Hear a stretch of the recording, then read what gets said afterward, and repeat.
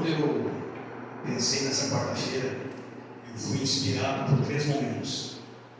Momentos esses que, sábado passado, com a pregação da irmã, me inspirou em trazer esta palavra, porque ela é de suma importância.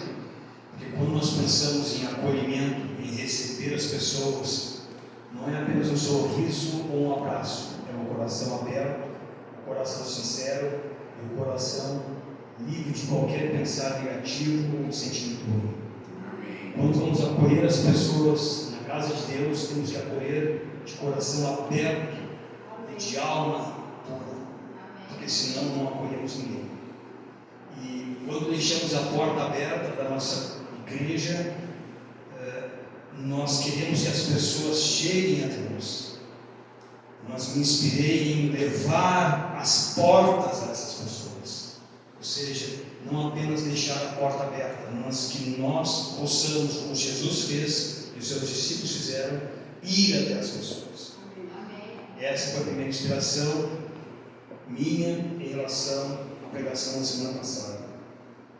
O segundo momento em que me inspirou foi também o que antecedeu a pregação da irmã, foi Provar e Ver da semana passada, onde aquele professor universitário deixa todos os seus bens para trás e vai para um país distante do seu viver, e lá ele tem desafios enormes para poder se manter e fazer com que a comunidade prospere e a faculdade também prospere. E hoje, para minha surpresa, eu abro a escola sabatina no dia de hoje e está ali o texto de hoje: cuidando da comunidade. Vou ler 2 trechinhos do estudo da escola sabatina de hoje. Diz assim: a igreja cristã primitiva cresceu não apenas porque seus membros pregavam o Evangelho, mas porque viviam o Evangelho.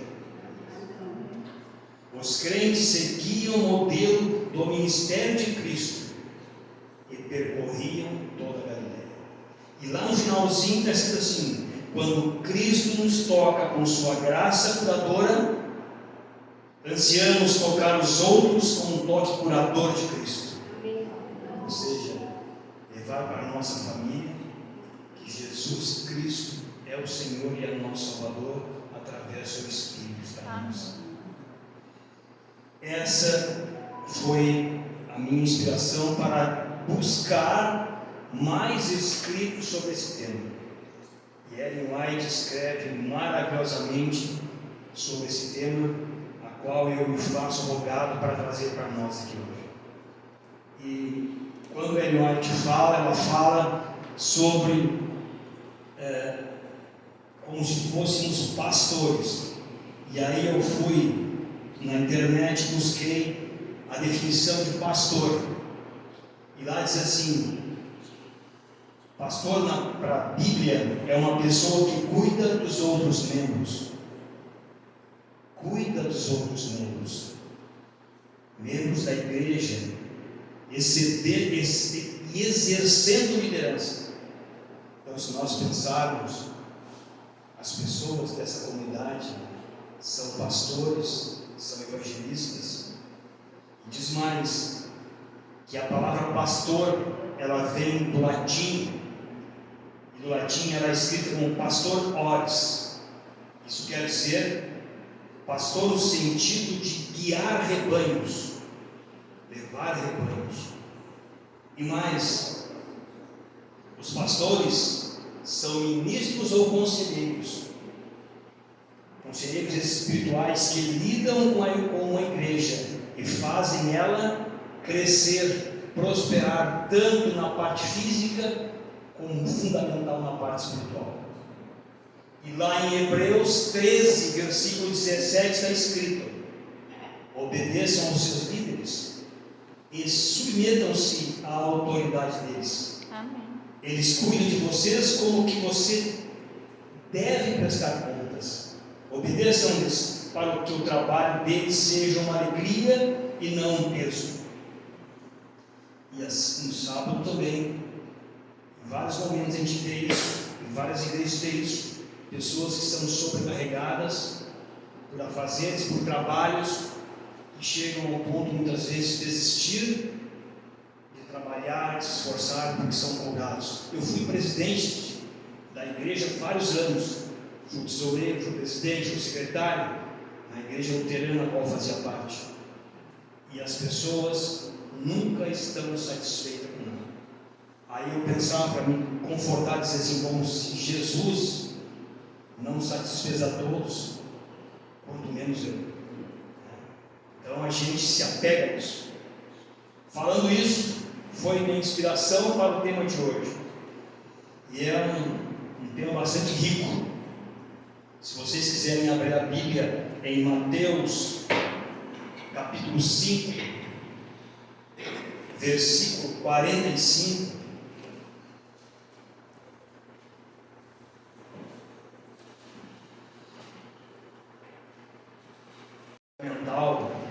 Deus não vive para si mesmo. E Mateus esclarece isso no capítulo 5, versículo 45. As traduções bíblicas são um pouquinho diferentes. A minha tradução diz o seguinte: Ele faz raiar o seu sol sobre maus e bons, e derrama chuva sobre justos e injustos. Ou seja, Deus é para todos. O sol de Deus brilha para todos, para justos e injustos. Ou seja, nós não somos mais do que ninguém, nós somos apenas filhos de Deus, que do pó viemos, do pó voltaremos. Pelo seu exemplo, Jesus ensinou o que significa servir. Servir, e serviu a todos, e Jesus ministrou a todos. Diversas vezes Jesus tentou estabelecer esse princípio entre seus discípulos, que está lá em Mateus 20, versículo 26 a 28. Mateus 20, 26 a 28. Quem quiser tornar-se importante entre vocês, deverá ser servo. E quem quiser ser o primeiro, deverá ser escravo, como o Filho do Homem, que não veio para ser servido, mas para servir e dar sua vida em resgate de muitos. Se Jesus veio para isso, quem dirá nós? Nós estamos aqui para servir, não para ser servido. Desde que subiu ao céu, Cristo tem continuado sua obra, por meio dos embaixadores escolhidos. Por intermédio deles, Ele fala com as pessoas e atende às necessidades delas. Como representantes de Jesus, eles devem apelar a homens e mulheres para que se reconciliem com Deus. O trabalho desses homens, como nós, foi comparado aos dos guardas.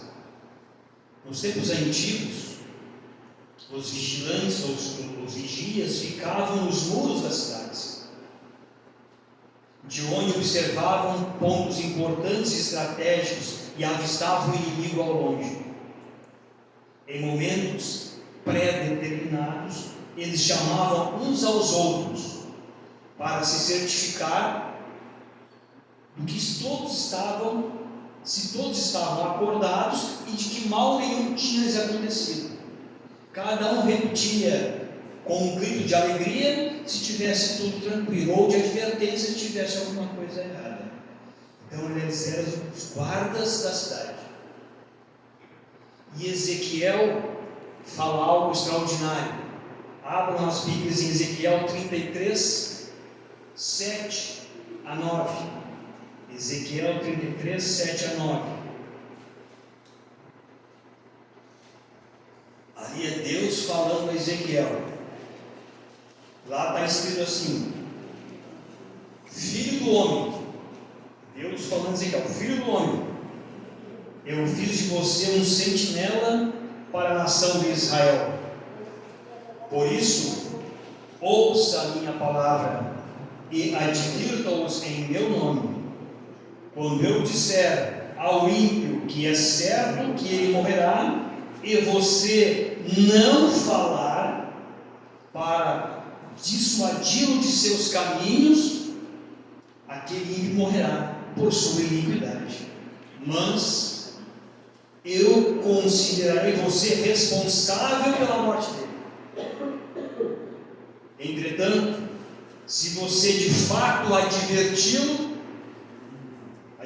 o ímpio para que se desvie dos seus caminhos, você estará livre da sua responsabilidade. Olhe o quanto nós temos de responsabilidade para aquelas pessoas a qual não chegou a palavra da igreja verdadeira de Deus.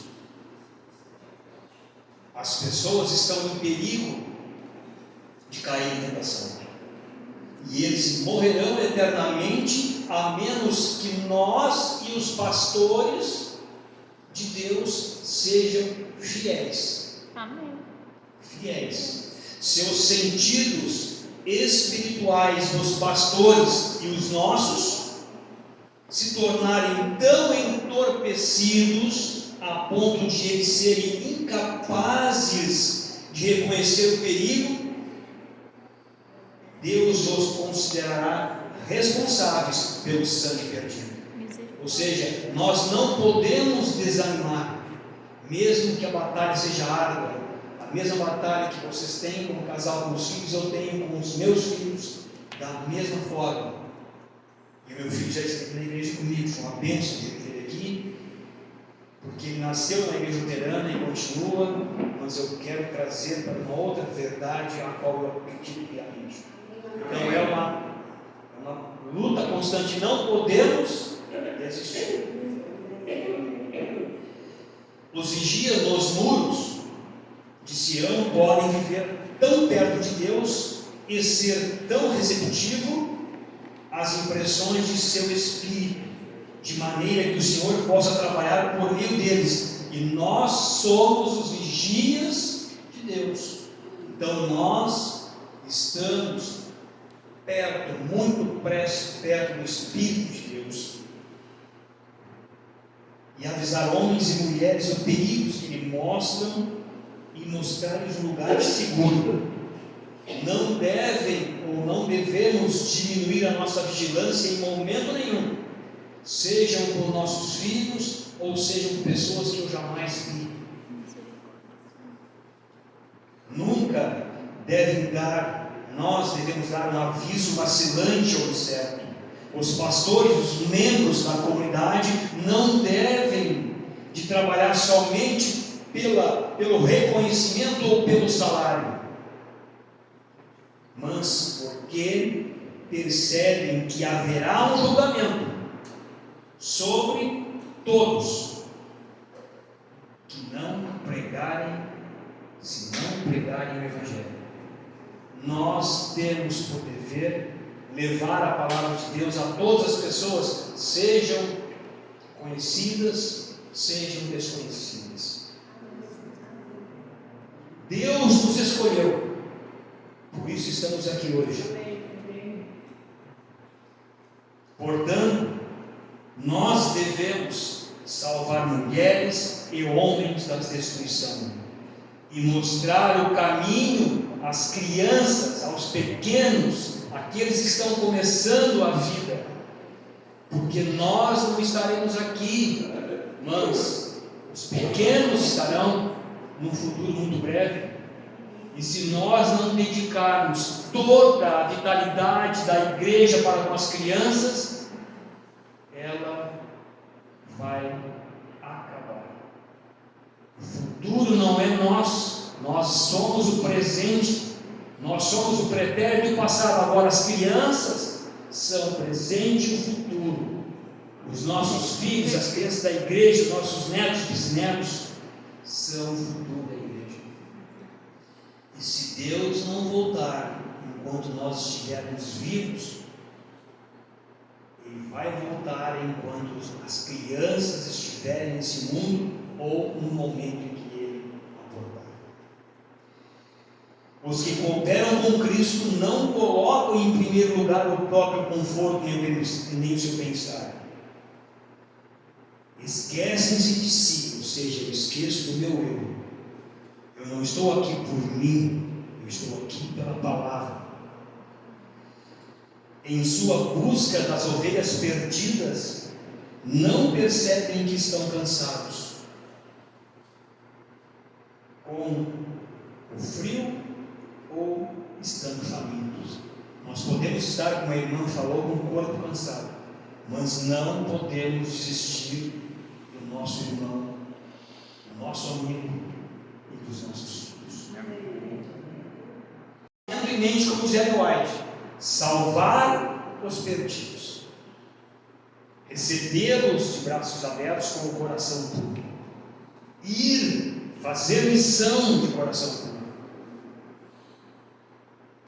Os soldados da cruz, sem hesitar, permanecem na frente da batalha. E nós somos soldados de uma cruz vazia. Cristo não está crucificado. Cristo está ressurreto, está no céu jogando por nós. Amém. Quando o inimigo nos ataca gravemente, ele se volta para Deus em busca de ajuda e encontra forças para o dever daqueles momentos. Ou seja, nós devemos estar sempre ligados, conectados com o Ser Supremo, com Jesus, com Deus e com o Espírito Santo. Amém. Suas vitórias não nos levam à exaltação própria. As nossas vitórias não devem nos levar à exaltação própria de forma nenhuma. Mas fazem-nos que dependam cada vez mais, que nós dependamos cada vez mais do Todo-Poderoso. Somente por Ele nós conseguimos colocar estofados, somente por eles conseguimos alterar o som e construir nossa igreja, e assim por diante. Somente com Ele. Confiando nesse poder, nós somos capacitados a apresentar a mensagem da salvação de maneira tão enérgica que ela vibra na mente de outras pessoas. E aí, como nossa irmã falou a semana passada, que ela vem para frente para poder se concentrar, eu, quando ouço qualquer pessoa falar ou pregar num culto, eu, como fui professor acadêmico, eu formo imagens do que está sendo dito. Se eu não formar a imagem do que está sendo dito, eu não consigo gravar uma palavra. Se eu agora formar a imagem do guarda em cima dos muros, protegendo Israel, aquilo nunca mais esqueço. Agora, se eu apenas vou entrar como ouvido de mercador de um lado e sair do outro, não gravo nada. Por isso, se concentrar, por isso estar atento. Nós sabemos que uma quarta-feira de noite as pessoas estão cansadas do trabalho, trabalharam segunda, terça, quarta, muitos trabalharam domingo, como na saúde, você trabalha domingo, muitas vezes na saúde, quer dizer, a gente está cansado. Mas esse momento é de extrema concentração, porque quem está aqui está porque tem fé e crê no Salvador. Amém. E aqui nada se diz e nada se foge do que está escrito na palavra de Deus. Não devem se privar deste poder, nós não devemos se privar deste poder, nós devemos implorar a Deus para que o Senhor nos fortaleça e toque nos nossos lábios com fogo vivo, pelo poder da luz de Deus nos dá. Ele pode me fazer com que eu compreenda e realize mais na minha mente finita, porque Ele é um Deus infinito. Vocês já pensaram nisso friamente? Como um Deus de mente infinita consegue chegar em nós, seres de mente finita, curto raciocínio, de entendimento desconexo, de capacidades limitadas, e tocar em nosso coração? Os enganos de Satanás são mais bem sucedidos contra aqueles que estão deprimidos. Então prestem atenção nos irmãos da igreja, nos amigos, nos vizinhos, quem depressão, Satanás atua com mais força, porque ele está fraco, ele está debilitado. Quando o desânimo ameaçar, que nós, os pastores, apresente suas necessidades diante de Deus, como são as orações que somos feitas aqui.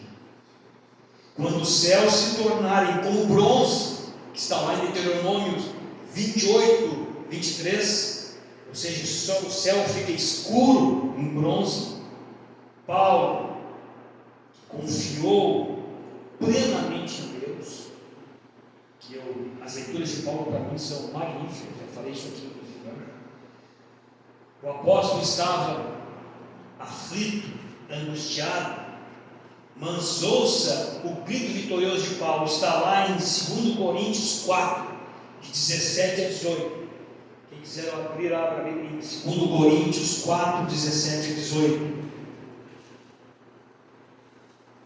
Lá Paulo escreveu o seguinte, 2 Coríntios 4, 17 a 18.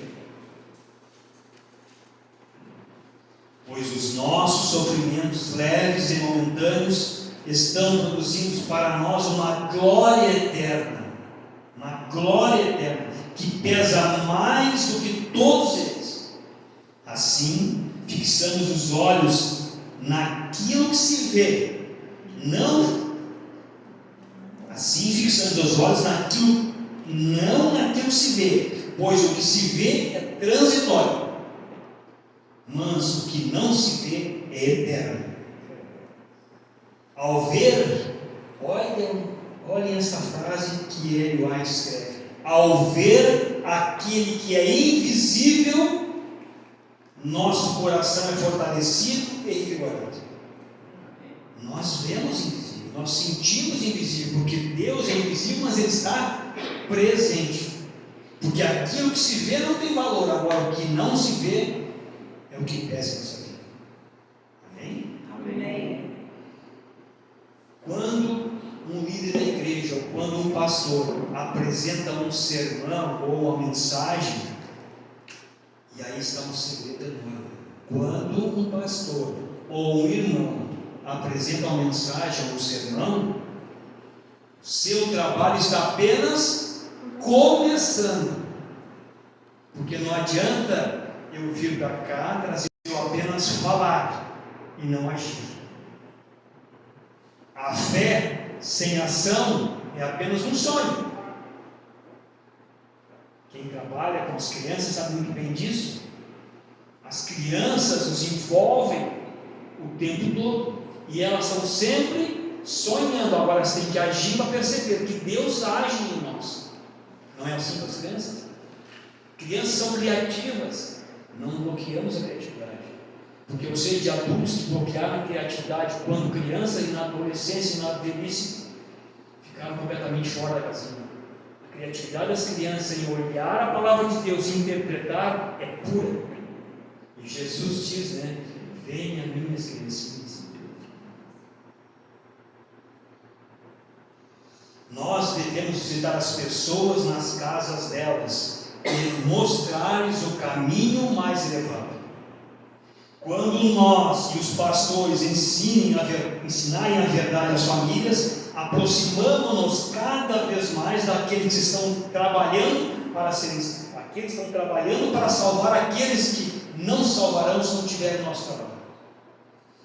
Cristo dará a nós e aos pastores palavras que tocarão profundamente no coração dos ouvintes. Não é nós, Cristo agindo em nós para as pessoas que não conhecem o caminho, porque eu fui tocado assim, e eu fui tocado por um pastor do Novo Tempo, lá na pandemia, no começo da pandemia, e aí eu compreendi que Deus é verdadeiro e não importa onde você esteja, você é tocado por Ele. Amém. Paulo diz, está lá em Atos 20 a 21, vocês sabem que não deixei de pregar-lhes nada que fosse proveitoso, mas ensinei-lhes tudo publicamente e de casa em casa. Testifiquei que eles precisam converter-se, com arrependimento e fé em nosso Senhor e Salvador.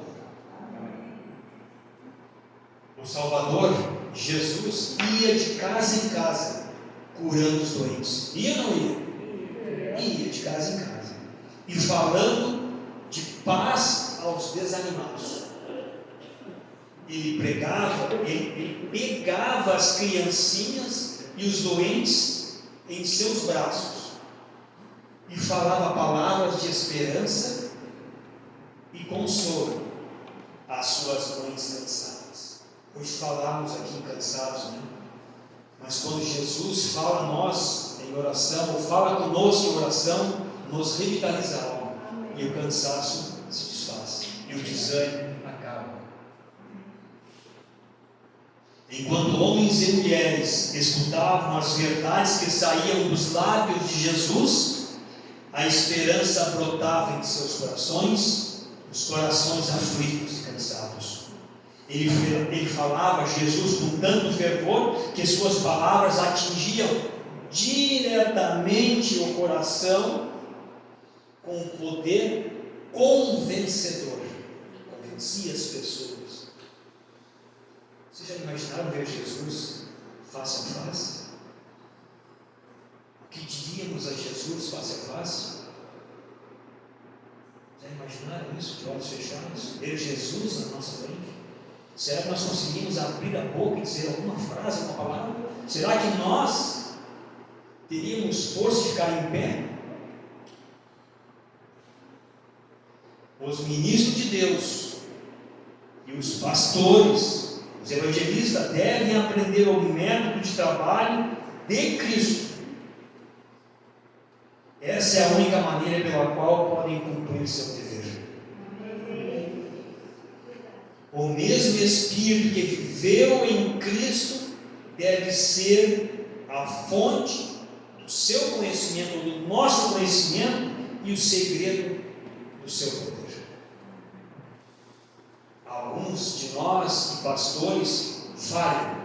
Nós falhamos, porque somos pecadores, somos humanos, falhamos. As falhas, porque não dedicam, nós não dedicamos toda a nossa atenção à obra do Salvador. Por isso falhamos.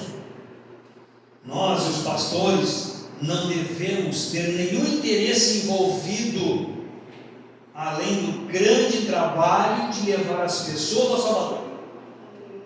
Nós jamais podemos querer nos engrandecer, receber elogios. Não, nós devemos levar a palavra de Deus às pessoas perdidas.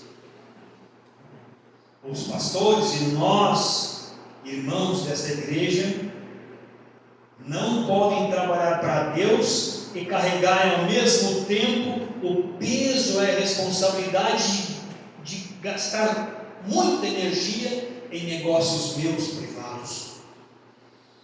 O pastor e os irmãos devem cumprir o seu chamado, um chamado superior. Suas melhores capacidades, as nossas melhores capacidades e forças pertencem a Deus. Somente a Ele pertence a nossa força e a nossa capacidade. Lá em 2 Timóteo 2, versículo 4, lemos o seguinte: nenhum soldado se deixa envolver pelos negócios da vida civil, já que deseja agradar aquele que o alistou. Quem é que nos alistou? Jesus. Nós temos que agradar a quem? Jesus. Com essas palavras, o apóstolo Paulo enfatizou que os pastores e os líderes da comunidade precisam ser completamente dedicados ao serviço do Mestre. Não trabalham duro para ganhar riquezas. Quem trabalha na igreja não trabalha por riquezas. Trabalha por quê? Para Deus, para a riqueza espiritual nossa e das pessoas que aqui estão. Seu único desejo, nosso único desejo é levar os indiferentes e infiéis a apreciar a realidade da eternidade. Nós devemos convidar e aproveitar oportunidades que prometem às pessoas ganhar a vida eterna e não o mundo. Nós temos o poder, eu falo nós, porque nós temos o poder de convencimento, de convencer e converter pessoas. E quando as coisas acontecem, parece uma linha torta, não é. Deus não escreve como ditado popular. Deus escreve por linhas retas. Em momentos oportunos, Ele mostra o melhor caminho. O ditado popular é completamente errado. Satanás apresentou uma tentação a Cristo, sabendo que ele, se ele caísse na tentação de sua proposta, o mundo nunca seria resgatado. E Cristo aceitou a tentação de Satanás? Não. Qual é a frase que ele mais usava? Está escrito. De maneira diferente, ele apresenta a mesma tentação, Satanás apresenta a mesma tentação aos pastores e aos membros da igreja, aos líderes da igreja, da mesma forma.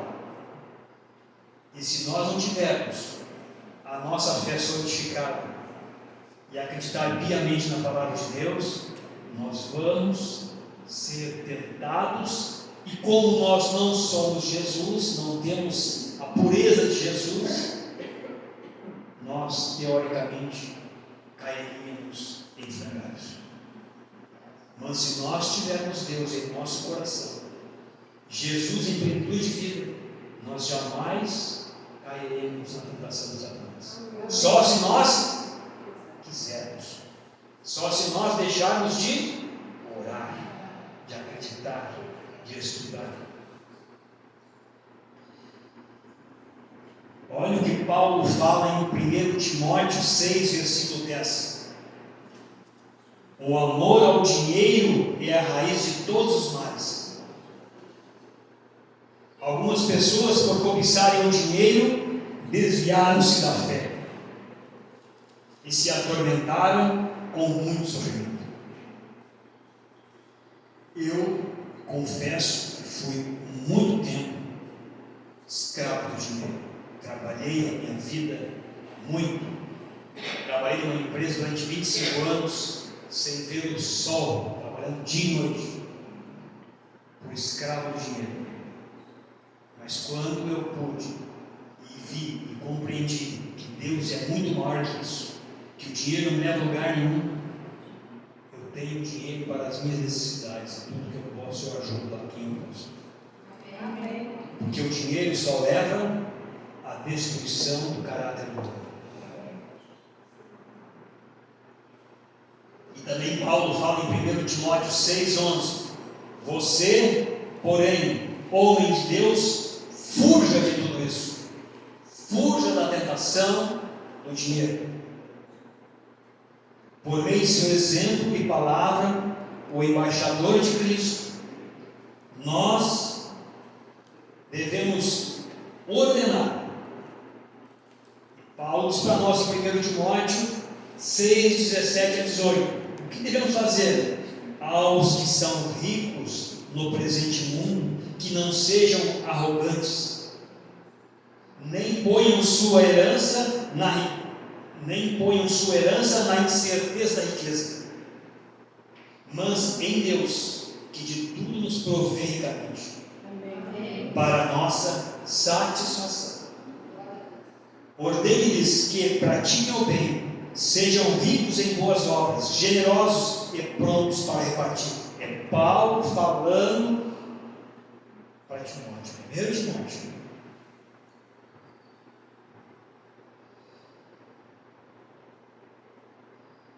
Que me fugiu aqui, perdei como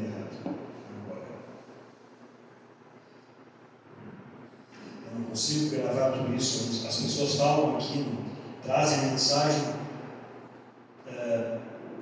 tudo da mente eu não consigo. Tenho que escrever, eu tenho que anotar, senão eu não consigo.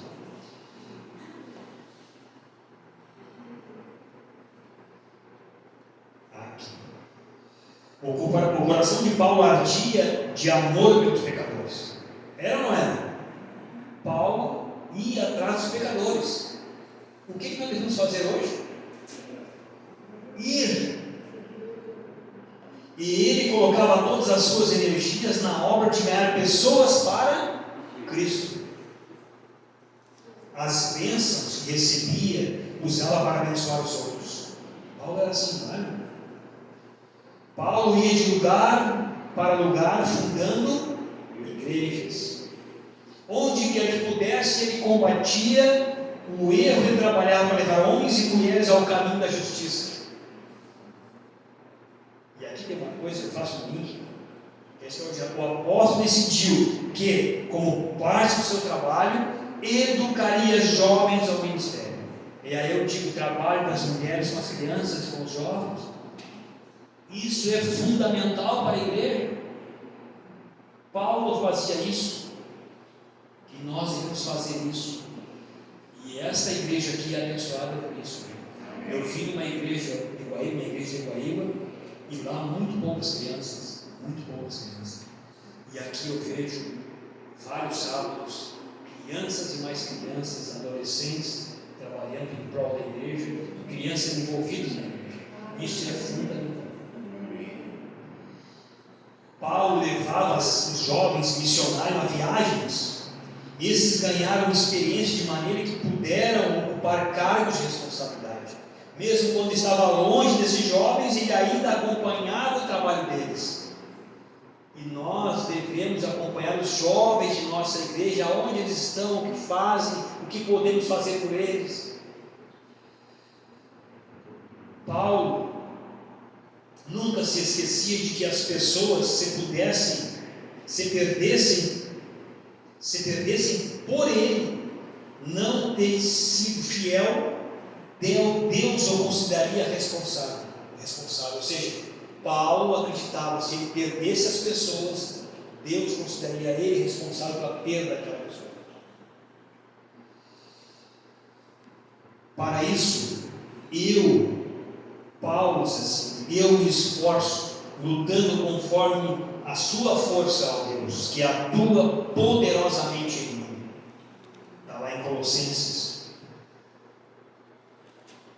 Todos os que colocam sob a direção do poderoso Mestre podem alcançar esse objetivo elevado. O pastor e os líderes da igreja que se dedicarem inteiramente ao Senhor podem ter certeza de que receberá o que precisa para levar a palavra da vida a seus ouvintes. Paulo nos deixou um retrato de sua obra na carta aos cristãos de Corinto. Em 2 Coríntios 6, 4 a 10, tem um retrato da obra de Paulo, que se nós lermos, vocês abrirem a Bíblia e lerem esse versículo, eu vou ler aqui, mas ele é o retrato de Paulo. 2 Coríntios 6, 4 a 10. Não vou ler todo, vou ler partes dele. Lá está escrito assim, 2 Coríntios 6, 4 a 10.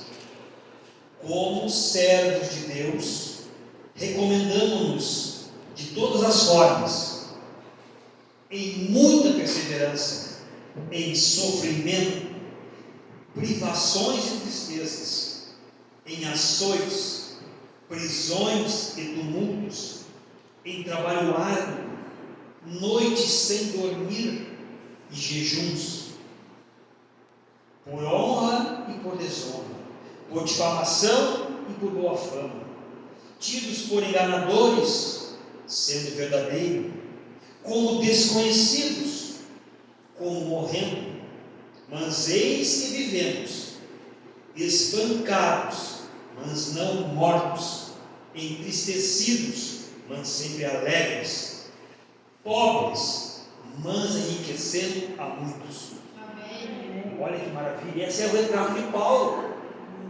Paulo sofreu uma vida inteira para levar a igreja de Cristo à frente. para converter as pessoas. Não existe nada mais precioso aos olhos de Deus do que seus ministros e seus membros, que vão a lugares desolados. Aí eu me lembro daquele senhor que foi para aquele país, em Angola, se não me engano, na terra para semear sementes da verdade. Deus dá seu Espírito a eles para que tirem as pessoas do pecado e as conduzam à justiça. Deus está à procura de trabalhadores que estejam dispostos a abandonar suas fazendas, seus negócios e, se necessário for, suas famílias. E o exemplo da semana passada, nós vimos aqui, para se tornar seus missionários, e muitos atenderam esse chamado, muitos. Se Cristo deixou 99 ovelhas para que pudesse buscar e salvar uma única ovelha perdida, será que podemos fazer menos que isso? Será que podemos fazer menos que isso? Cristo deixou 99 ovelhas e foi salvar uma perdida. Será que podemos fazer menos ainda que isso? Se formos negligentes e não trabalharmos como Cristo trabalhou, nem nos sacrificarmos como Ele se sacrificou, isso não significa tirar nossas responsabilidades sagradas?